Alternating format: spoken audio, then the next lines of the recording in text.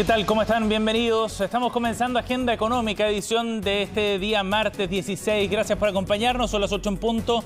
Listos para comenzar junto a ustedes esta revisión de noticias para el día de hoy. En 30 minutos revisamos los temas importantes. Este es nuestro resumen, los temas que vamos a revisar el día de hoy, un adelanto de lo que les estaremos contando en esta edición. Partimos revisando los resultados de una nueva medición de la canasta básica que ha registrado, afortunadamente, esta es una muy buena noticia, otra caída más en el mes de abril, 0,5%. Aparece como una caída mensual algo baja, sin embargo, ha mostrado una tendencia a la baja bien consistente desde el mes de enero, cuando estaba bordeando el 27% de alza respecto a un año atrás.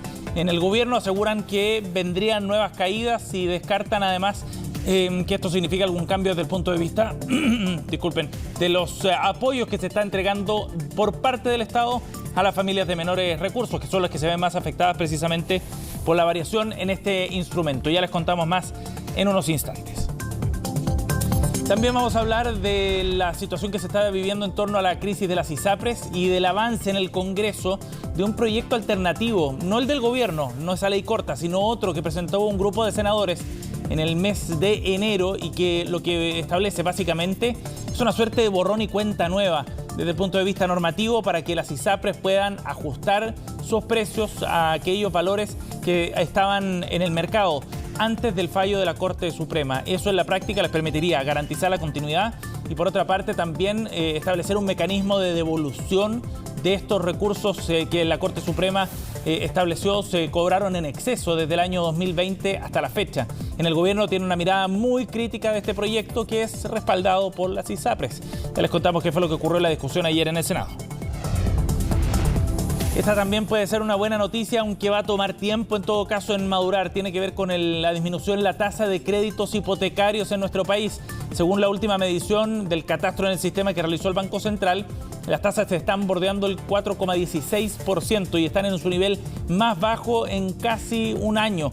En más de un año, desde enero del 2022 que no se veía en el sistema niveles de crédito tan bajos. De todas maneras, aseguran en el sector que los niveles prepandemia, aquellos que se vieron en algún momento bordeando el 2%, no volverán en un buen tiempo al sistema hipotecario chileno. Ya les contamos más también en minutos.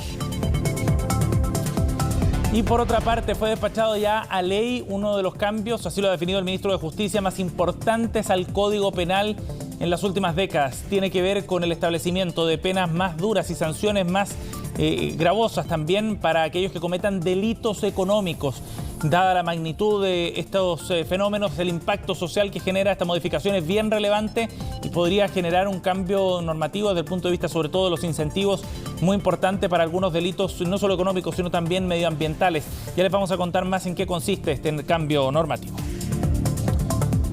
Y nos vamos hasta los mercados para ver qué es lo que está ocurriendo hasta ahora con las bolsas en Europa, donde están operando todavía. En Asia ya cerraron. Estos son los números con los que partimos el día. Acá hay algunos antecedentes importantes para ver qué es lo que puede ocurrir durante la jornada, además en la bolsa local. En Europa hubo subidas muy leves a esta hora de la mañana con un 0,1% para el índice ponderado, el Eurostoxx. Londres subiendo 0,03%, mientras que más temprano el Nikkei en Asia cerró con una ganancia de 0,73% y el Hang Seng de apenas 0,04% en niveles más planos para la bolsa de Hong Kong. En un contexto donde los mercados están mirando fundamentalmente el precio del dólar con bastante interés por el debilitamiento de la moneda a nivel internacional. Ayer el dólar acá en Chile cerró en 787 pesos, mientras que el IPSA tuvo una alza bien baja de 0,03%, llegó a los 5.598 puntos en la bolsa local.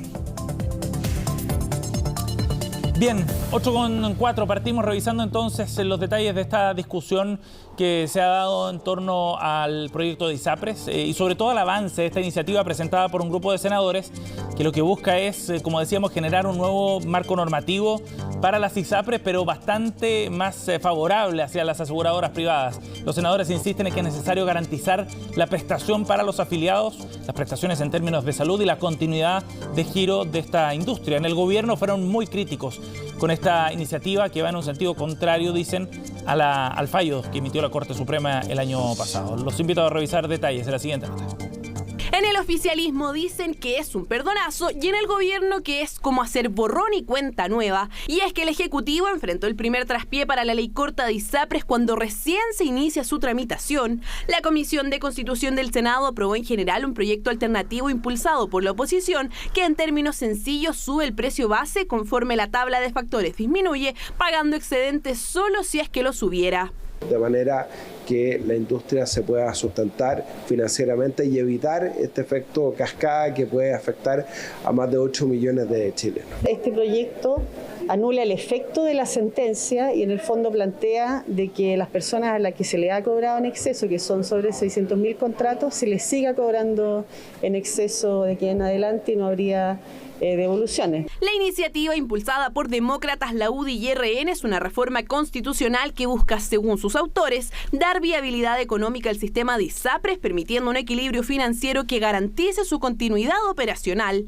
Así, la idea es que a través de esta reforma las ISAPRES puedan aumentar el precio base del plan, de manera que el ajuste se asemeje lo más posible al precio que tenían antes de que la Corte Suprema emitiera el fallo. Creemos que es una forma viable, poco ortodoxa, lo concedo, pero viable de darle una solución a esto. Es poco serio, es un perdonazo a las ISAPRES, está defendiendo el interés y el negocio de las ISAPRES, pero que no estén los votos para un perdonazo impresentable, en mi opinión, una vergüenza. Sin embargo, pese a que logró la mayoría en la comisión, el texto enfrenta cuestionamientos de otros legisladores y del propio regulador de salud. Estos apuntan, por un lado, a que los mocionantes no tienen facultad para abordar proyectos de seguridad social y por constitución no pueden tratar causas pendientes. Y por otra parte, a que esta iniciativa sería mejor revisarla en la Comisión de Salud, teniendo en cuenta que para su aprobación requiere de 4/7 en sala.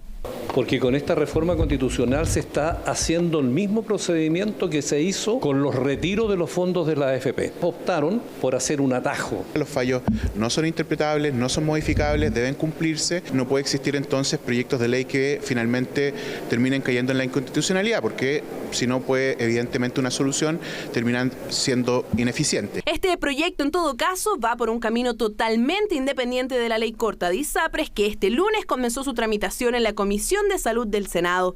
En la instancia expuso largamente el director de FONASA, abordando justamente el pilar de fortalecimiento del seguro público y derribando algunos mitos que han salido al debate. Entre estos, la capacidad que tendría el fondo para absorber la cantidad de pacientes que migren desde las aseguradoras o la eventual discriminación que se generaría entre pacientes de modalidad institucional y los de cobertura complementaria. Ninguna posibilidad de colapso porque las personas que podrían tener esta cobertura complementaria son las personas que usan la modalidad de libre elección. Tenemos la evidencia de las personas que emigran, por ejemplo, de una ISAPRE a FONASA, generalmente tratan de mantener sus prestadores privados. Por lo tanto, no se agregan habitualmente a las listas de espera del sistema público de la gente que se atiende por modalidad institucional. En la migración ha sido principalmente por el aumento de precios que han tenido los planes de ISAPRE. Para este martes, las ISAPRES confirmaron su asistencia a la Comisión de Salud del Senado, donde se continuará viendo el proyecto. El llamado a las aseguradoras, al menos de parte del oficialismo y el regulador, es al diálogo, sobre todo luego de las declaraciones entregadas por la Asociación de ISAPRES, conocido el contenido del proyecto. No podemos compartir, evidentemente, estas declaraciones cuando hoy día se intenta mejorar las condiciones de cumplimiento. Ahora, si las ISAPRES no quieren cumplir el fallo o quieren modificarlo, ya no es un problema que pueda el gobierno hacerse cargo, ni tampoco la superintendencia. Más allá de las posiciones iniciales, llega la hora de ralentizar un poquitito para profundizar y buscar acuerdos. En paralelo a todo este proceso, la diputada Joana Pérez presentó un proyecto de ley que permite a las ISAPRES devolver los cobros en exceso a través de acciones o emisión de bonos a los afiliados, aun cuando los usuarios ya se les descontó dinero a través de su cotización.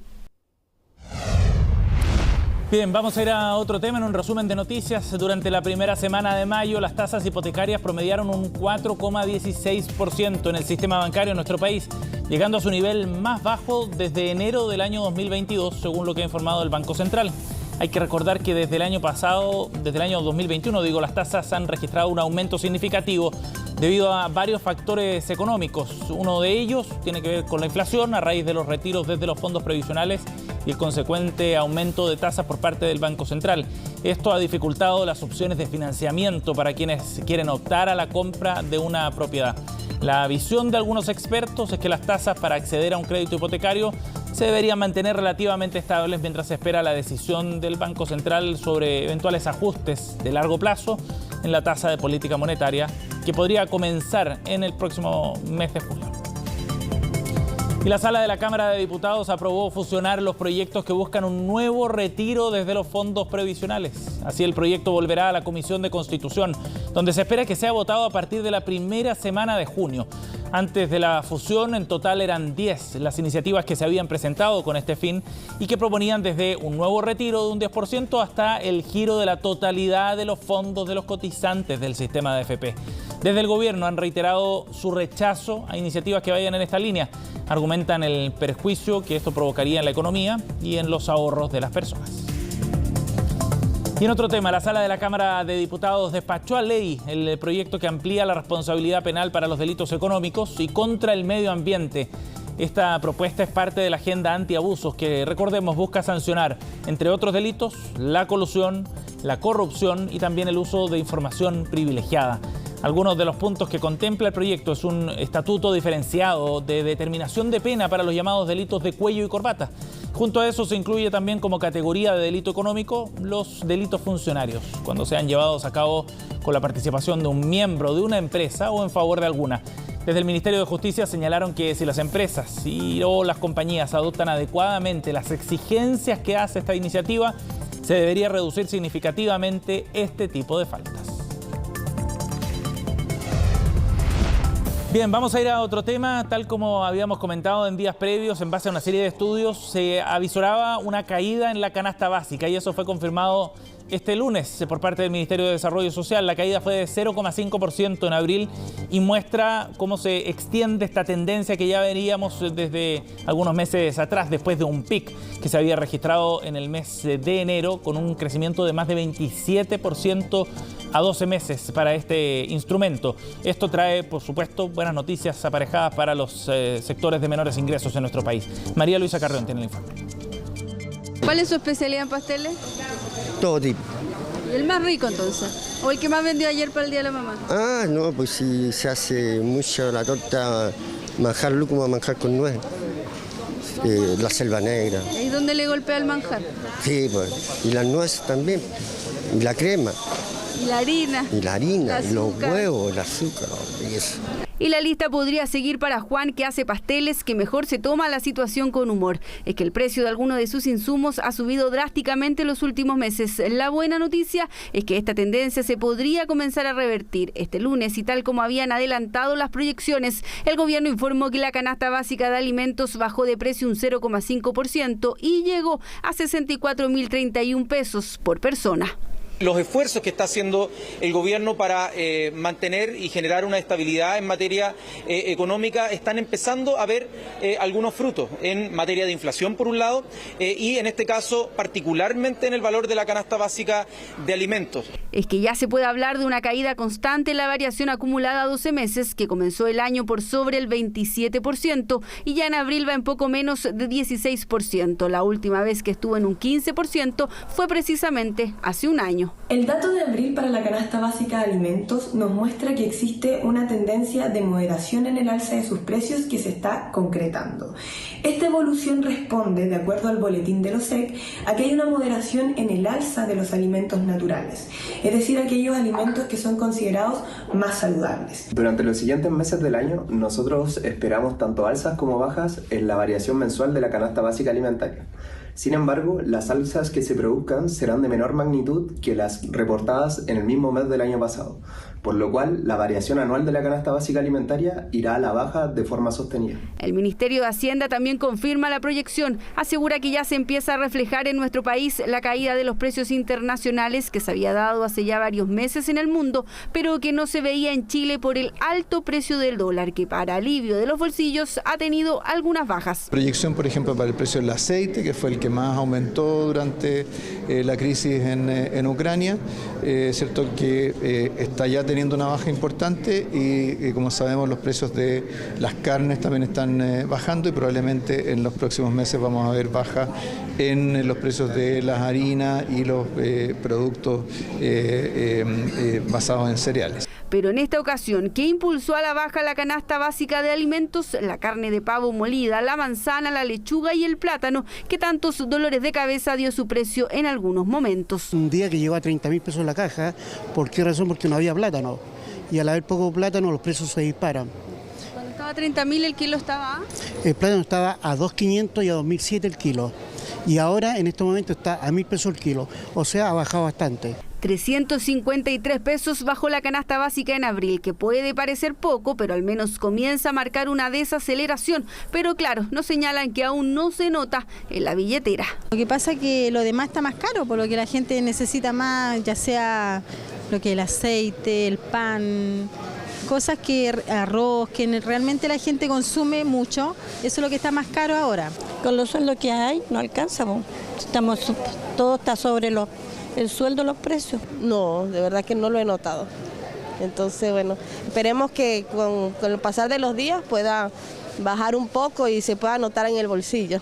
39 productos de la canasta básica registraron bajas en sus precios y lo hicieron en promedio un 2,7%. Es de esperar entonces que los pronósticos se cumplan y sigan descendiendo en los próximos meses. Ya estamos de vuelta aquí en Agenda Económica, 8:20. En el mes de marzo se jubilaron 15.263 personas en nuestro país. El dato representa un aumento de 18,2% respecto al mes anterior y muestra además un dato muy importante que tiene que ver con el monto promedio de esas pensiones, de las que cada uno de sus jubilados logró autofinanciarse en base a sus ahorros. Una caída de 26% en comparación a los montos con los que se jubilaron aquellos que hicieron este trámite en marzo del año 2022. Bueno, vamos a conversar sobre las razones detrás de esta caída en los montos. Estamos en contacto con el presidente de la Asociación Gremial de Asesores Previsionales, Dientur Vergara, nos acompaña. Bienvenido, gracias por el contacto. ¿Cómo está, Sebastián? Buenos días. Bueno, el dato es bien impactante, esta caída de 26% en el monto autofinanciado de las pensiones, Dientur. ¿A qué obedece esta caída tan fuerte en un año? Aquí no hay un único factor. Yo creo que esto es desde distintas miradas o desde distintos elementos que han conjugado para determinar que principalmente los fondos hayan caído, ¿ya? Yo creo que estamos viendo también uno de los efectos tardíos y no tan tardíos de la política de retiros de 10% de los fondos. Esto también trae consigo un elemento que es como indirecto, ¿ya? Que es por causa de la venta acelerada de los fondos. También hemos experimentado en este último tiempo una alta volatilidad en los fondos. Esta venta acelerada se produce justamente por el tema de los retiros. Por lo mismo, esto afecta directamente al ahorro previsional de las personas, al ahorro individual. O sea, la gente está llegando al momento de jubilar con fondos mucho más bajos por esta circunstancia. O sea, de acuerdo al estudio, además, hay una disminución notoria en cuanto al monto o a la cuenta, al dinero acumulado en la cuenta de capitalización respecto al que había el año pasado, por ejemplo. ¿Ya? Eso es un tema. Y sumado a eso también, desde otro punto de vista, comparado con el año pasado, en que teníamos la tasa más alta de los últimos 12 años a esa fecha, me refiero a la tasa de interés técnico de retiro programado, que es la que emite la Superintendencia de Pensiones para regular las pensiones, ¿ya? Tuvimos esta tasa más alta y en este minuto es bastante más baja. ¿Ya? Sí, entonces, Dientur, ¿tú podrías explicarnos en qué consiste ese instrumento, el de la tasa que fija la Superintendencia para el retiro programado? A ver, las AFPs son el instrumento para capitalizar, pero quien determina el monto de las pensiones finalmente a través de los estudios que pueda hacer y darle proyección en el tiempo a estos fondos es la Superintendencia de Pensiones con una tasa que se llama tasa de interés técnico de retiro programado. Y las pensiones de retiro programado particularmente se calculan exactamente con esa tasa dentro de un periodo de 3 meses, que es en el que tiene vigencia esta tasa, ¿ya? En el periodo de enero-marzo del año pasado tuvimos una tasa de 4,96%. En este momento tenemos una tasa de 4,01%. Entonces, al disminuir esta tasa, obviamente va a disminuir también el cálculo. Y habiendo menos saldo todavía en la cuenta de capitalización individual de los pensionados, el monto de pensión a pagar también va a ser menor, ¿ya? Se hace más caro, digámoslo así, pensionarse por efecto de esta tasa. Esa es una de las cosas que hay que tomar en cuenta y que responden a esta baja en el monto de pensión. Sí, Lintur, y en el proceso de asesoramiento que ustedes hacen, por ejemplo, en este momento específico, dado estas circunstancias que tú has descrito, ¿cuál es la recomendación que le hacen a aquellas personas que están pensando en comenzar a planificar quizás su proceso de retiro? Aquí hay temas bien importantes. Primero, buscar cubrir a veces las lagunas previsionales. Recordemos que nuestra legislación todavía mantiene la posibilidad de que los empleadores puedan declarar y no pagar cotizaciones previsionales. En muchos de esos casos estas personas trabajaron, pero el empleador no enteró el pago, simplemente los declaró. Es importante que las personas puedan revisar periódicamente sus cotizaciones previsionales y reclamarle al empleador el pago de estas cotizaciones. Esa es una de las razones por las que se producen también lagunas previsionales. La otra, preocuparse de mantener el pago de cotizaciones previsionales. Entendemos que en el último tiempo también ha habido un aumento, sobre todo dentro de pandemia, un aumento de desempleo o de informalidad laboral. Y eso también provoca estas lagunas previsionales. Si de alguna manera las personas pudieran pagarse sus propias cotizaciones previsionales, sería lo ideal para mantener un ahorro que les permita pensionarse. Ahora, de acuerdo, eso tiene que ver con la forma en la que se ahorró durante todo el periodo laboral, ¿no? ¿Cuánto se ahorró? Ahora, hablábamos también de ciertos factores que son circunstanciales. ¿Es conveniente entonces postergar hoy día la decisión de retiro, si es que es posible para aquellas personas que puedan hacerlo, dado estas circunstancias que hablábamos, lo de la tasa de retiro o bien el efecto que ha tenido en los fondos el rendimiento de los mercados en los últimos años? A ver, yo no conozco cuál será la siguiente tasa que pueda emitir la superintendencia. Podría ser más baja. Claro, puede ser más baja. Por lo tanto, el impacto que va a tener en el cálculo de los montos de pensiones va a ser también a la baja. Claro. Entonces yo no podría decirle a las personas posterguen la edad de pensionar o posterguen el momento para pensionarse, si todavía cuando tomen la decisión les va a salir más caro todavía pensionarse. Sí, claro. Autofinanciar una pensión les sale más caro. Sí.